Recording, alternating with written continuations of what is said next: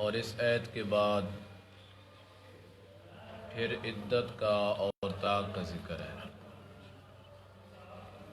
درمیان میں ایک آیت، دو آیتیں نماز کے متعلق اللہ تعالیٰ نے پیش فرمائی ہے، اس لیے کہ پچھلی وعظ و نصیحت میں ایک بات پہ اللہ نے گہرا اور اچھا خاصا الفاظ کے ساتھ بقدر طاقت زور کے ساتھ اللہ نے بیان کیا ہے کہ جس عورت کو آپ نے رخصت کرنا ہے اس پہ احسان کرنا ہے،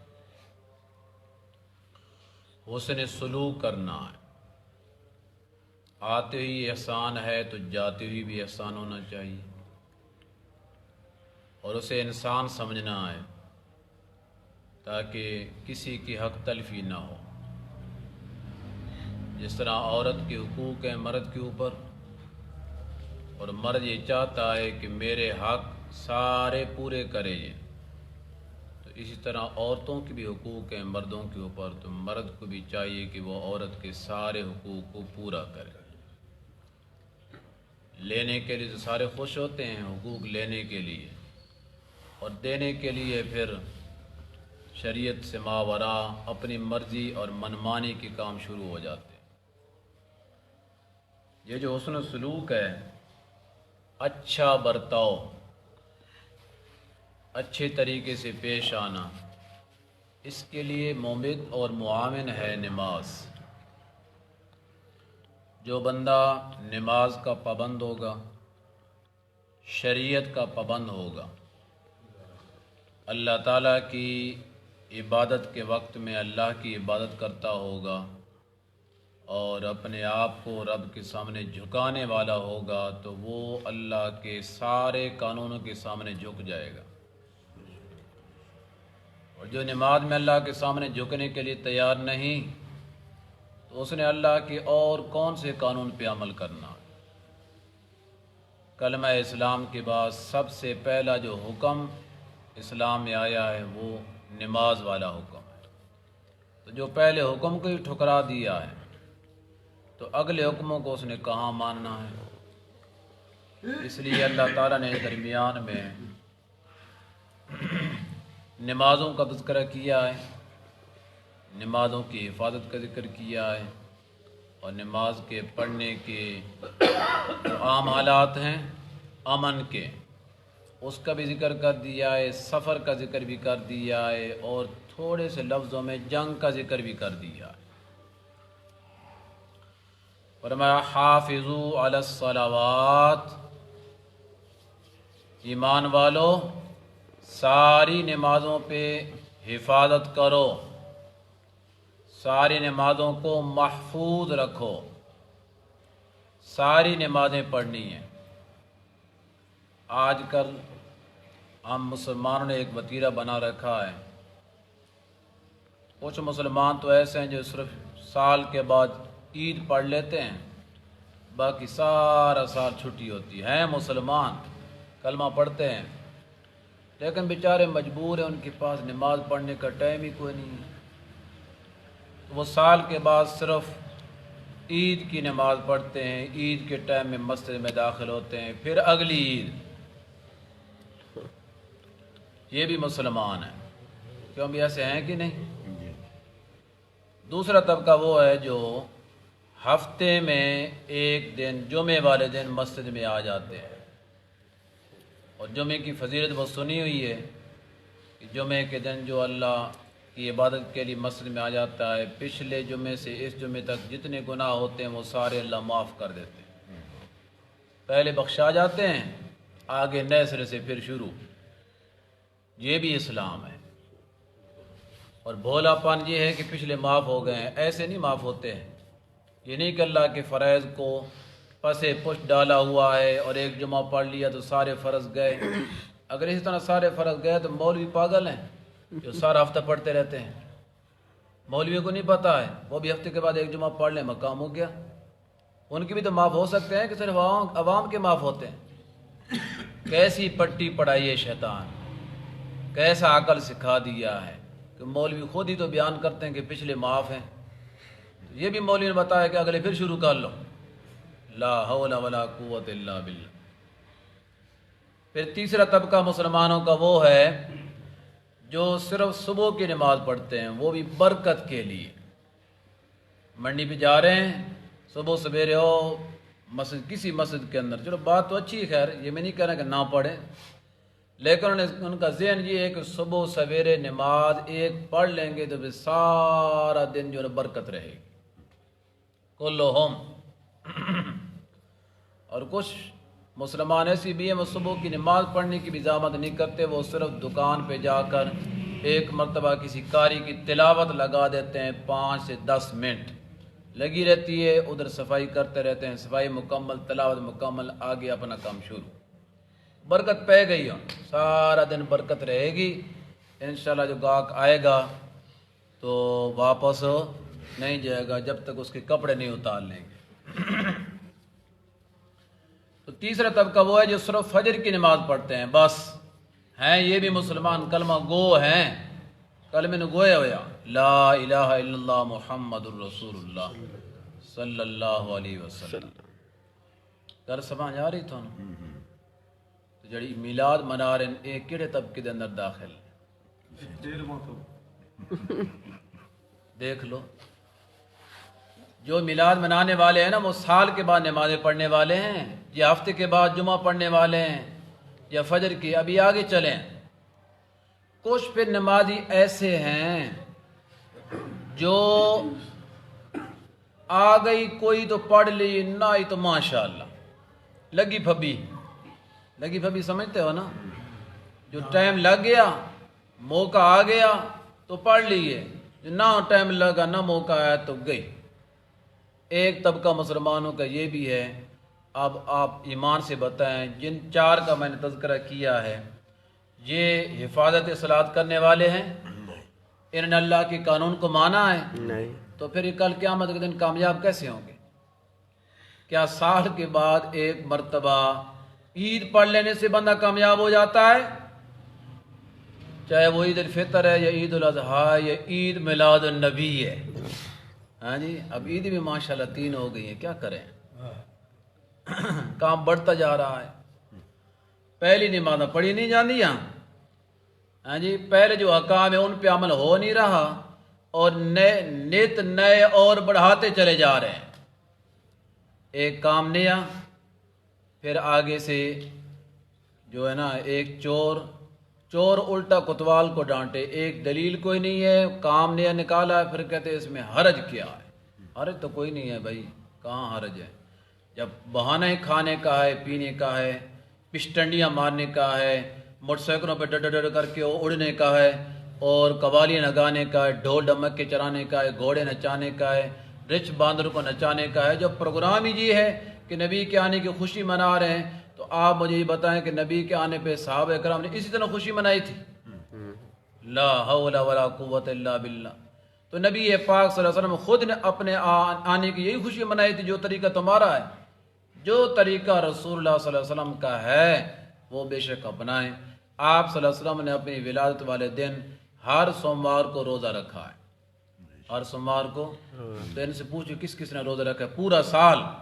ہر سوموار کو جس نے روزہ رکھا ہے وہ پکا عاشق ہے، وہ ٹھیک ہے بھائی، صحیح کر رہا ہے۔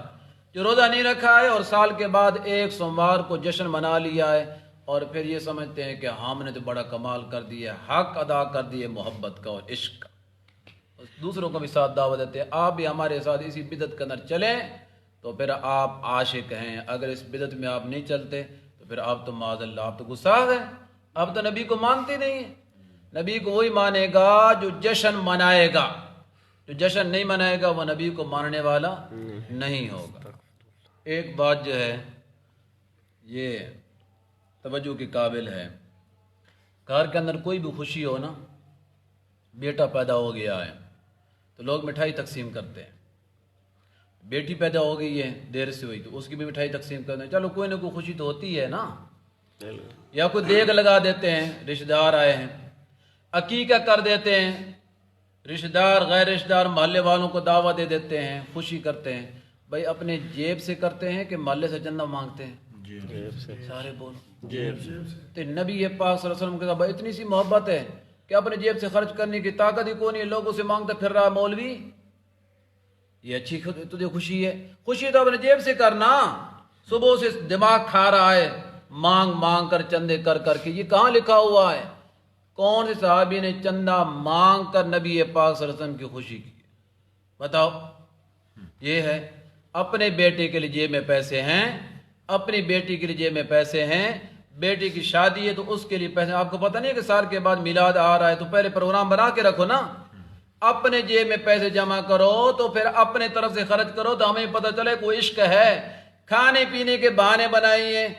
ایک 11 تاریخ آگے 11ویں کا چندہ اکٹھا ہو گیا، 12 آگے میلاد النبی کا چندہ اکٹھا ہو گیا، مولوی کا گھر بھر گیا، کام بن گیا. جو اگر مولویوں کو پیسہ نہ دو نا یہ سارا درم ختم ہو جائے، کوئی بھی باقی نہ رہے. 1 روپے بھی اسے نہ دو، انشاءاللہ وہ آپ ہی چھوڑ دے گا.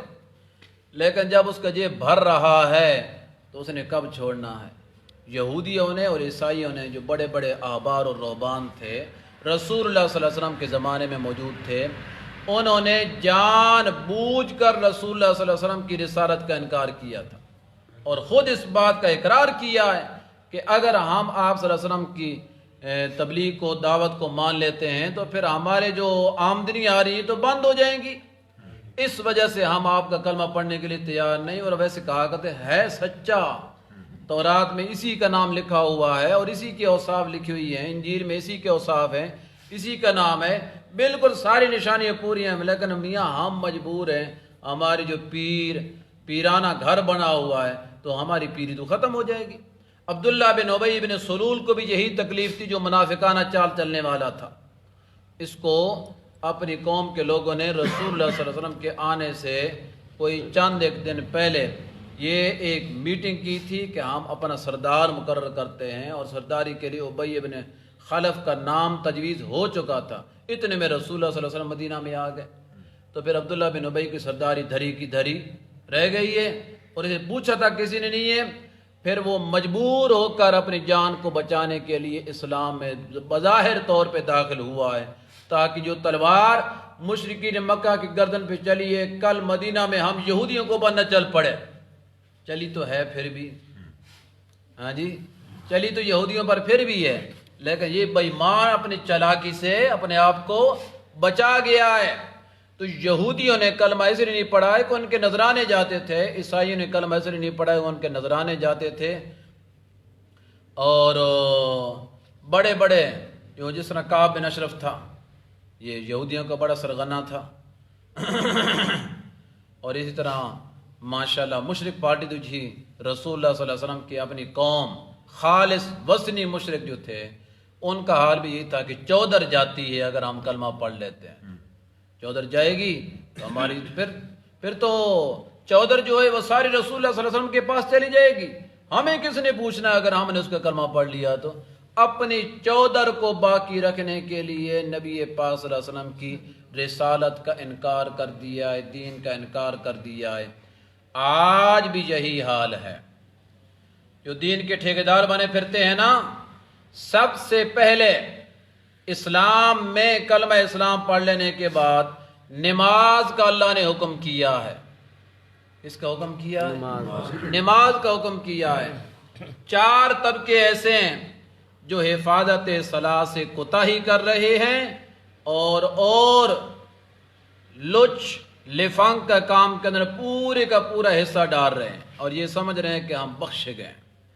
جس طرح کچھ عرصہ پہلے ایک بندہ میرے پاس آیا، کہتا ہے قاری صاحب حال کو نہیں، دکان کا بڑا خراب حال ہے، بالکل کاروبار ہے کو نہیں، کو دعا کر.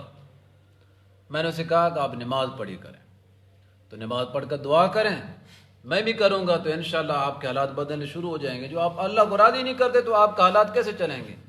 کہتے ہو قاری صاحب نماز کا تو چلو وہ بھی پڑھ لیں گے، اس دفعہ تو میں نے میلاد کے اندر حصہ ڈالا تھا پھر بھی کچھ نہیں بنا. کہتے پھر بھی کچھ نہیں بنا ہے. بس اس کا ذہن دیکھو تو یہ سمجھائے کہ جو میلاد میں حصہ ڈال دیتا ہے تو گھروں کے اندر برکت پڑ جاتی ہے. اللہ اکبر اللہ اکبر. اس قوم کو کون سمجھائے بھائی؟ اس قوم کا محافظ کون بنے گا؟ اللہ کہتے ہیں تم نمازوں کے محافظ بنو، تو اس قوم کا محافظ کون ہوگا؟ اسے کون سمجھائے گا؟ نماز کی ترغیب نہیں ہوگی، سارا دن پانچوں نمازیں معاف، کوئی نماز پڑھنے کے لیے تیار نہیں ہوگا، لیکن یہ کہ نبی پاک صلی اللہ علیہ وسلم کے دن منانے کے لیے سارے مسلمان تیار ہیں، لو جی حق ادا ہو گیا ہے۔ فرمایا حافظوا علی الصلوات، پانچواں طبقہ نمازیوں کا وہ ہے جو پابندی کے ساتھ ساری نمازیں پڑھتے ہیں، پابندی کے ساتھ ساری نمازیں، انہوں نے قرآن پاک اس آیت کے اوپر عمل کیا، وہ حافظوا علی الصلوات، آگے اللہ کہتے ہیں والصلاۃ الوسطی، خاص کر کے نمازیوں جو درمیانی نماز ہے اس کا خاص خیال رکھنا ہے۔ درمیانی نماز کے اندر ہیں تو مختلف اقوال، لیکن جمہور امت کا یہ قول ہے کہ اس سے عصر کی نماز مراد ہے۔ کون سی نماز؟ عصر کی نماز مراد ہے۔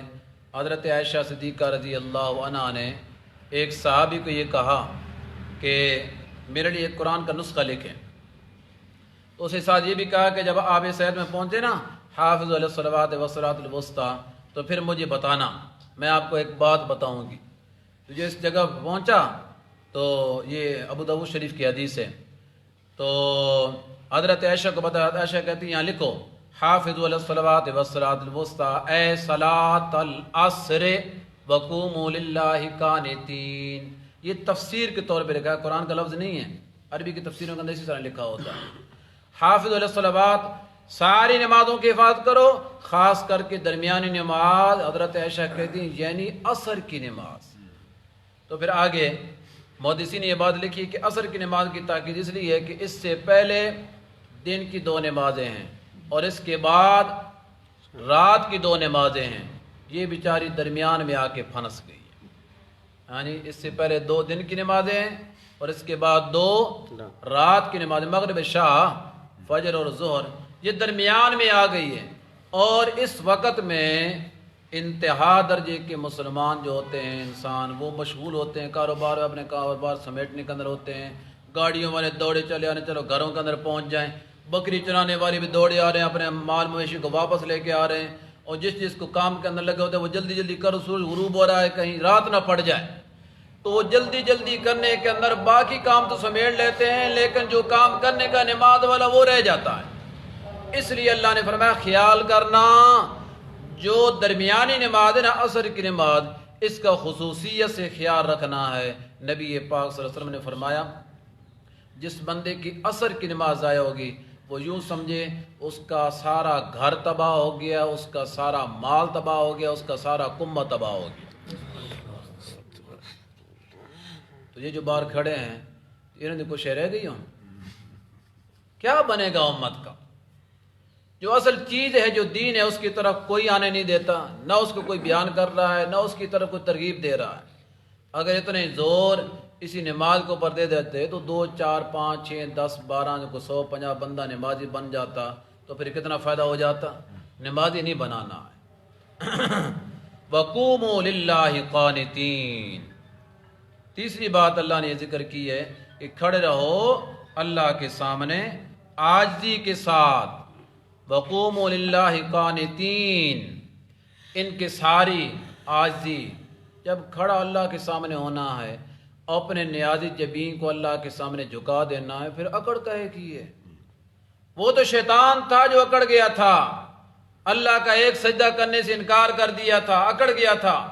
جب اکڑا ہے تو اللہ نے اسے ذلیل بھی کر دیا، رسوا بھی کر دیا، اور قیامت تک کے لیے اللہ نے اس کے اوپر لعنت برسا دی۔ کتنے سجدے کا انکار کیا تھا؟ ایک نماز کا نہیں، ایک سجدے کا۔ تو آج جو مسلمان کلمہ پڑھ کر ساری نمازوں کا انکار کی بیٹھا ہے عملی طور پر، اس کے اوپر اللہ کی رحمت برسے گی؟ لا حول ولا قوت الا باللہ۔ شیطان ایک سجدے سے منکر ہوا ہے تو لعنت کا مستحق ہوا ہے، مسلمان ساری نمازوں کو چھوڑ کر بھی کہتا ہے کہ میرے اوپر اللہ کی رحمت برسنی چاہیے۔ الامان ولا فیض، اللہ اسے کو حق سمجھائے تو سمجھائے، ورنہ یہ ہمارے سمجھانے سے کام باہر ہو گیا ہے۔ اللہ کہتے ہیں وقوموا للہ قانتین، کھڑے رہو اللہ کے سامنے مؤدب ہو کر، ادب کے ساتھ کھڑا ہونا ہے اور توجہ کے ساتھ کھڑا ہونا ہے، خشوع خضوع کے ساتھ کھڑا ہونا ہے۔ جب نماز میں کھڑے ہوں تو اپنی طرف سے پوری کوشش ہونی چاہیے کہ ہماری پوری کی پوری توجہ نماز کی طرف ہو۔ یہ ہے قانتین، ادب ہو کر مؤدب ہو کر پوری توجہ کوشش ہی کرنی چاہیے. شیطان تو پھر آ کر چکر دیتا ہی ہے نا. یہ مت سمجھے کہ شکار شیطان کا چکر جب آ گیا تو ہماری نماز ختم ہوگی. ختم نہیں ہوگی. چور وہیں پہ آتا ہے جہاں پہ مال ہوتا ہے. شیطان بھی اسی کو ورغلاتا ہے جس کی نماز صحیح ہوتی ہے, اس لیے اسی کو آپ بھٹکانے کی کوشش کرتا ہے. حدیث پاک کے اندر آتا ہے وہ آتا ہے لیکن اس کے خیال کے اوپر چلنا نہیں ہے. اپنے خیال کو واپس کرو اور نماز کی طرف توجہ کرو. تو جو خضوع پیدا کرنے کا ایک طریقہ یہ بھی ہے, اگر تو آپ کو ترجمہ آتا ہے تو جو لفظ پڑھ رہے ہیں آپ اس کے ترجمے کی طرف توجہ کریں گے تو آپ کی توجہ نماز کی طرف رہے گی, یہ کان تیر میں داخل ہو جائے گا. جو ترجمہ نہیں آتا تو نماز کے الفاظ کی طرف توجہ کریں. تو الفاظ کی طرف توجہ کریں گے کہ میں پڑھ کیسے رہا ہوں, اس سے اگلا لفظ کیا ہے, اس سے اگلا لفظ کیا ہے, میں نے صحیح ادا کیا ہے. تو اس طرح کر کے جو نماز کے الفاظ کی طرف توجہ کرے گا تو پھر بھی اس کی خضوع پیدا ہو جائے گا. رسول اللہ صلی اللہ علیہ وسلم نے فرمایا ہے کہ آپ نماز ایسے پڑھیں گویا کہ آپ اللہ کو دیکھ رہے ہیں. یہ اعلیٰ درجہ خضوع کا ہے, خشوع کا ہے. گویا کہ آپ یوں سمجھیں, یہ حقیقت پہ معمول نہیں ہوتا بھائی.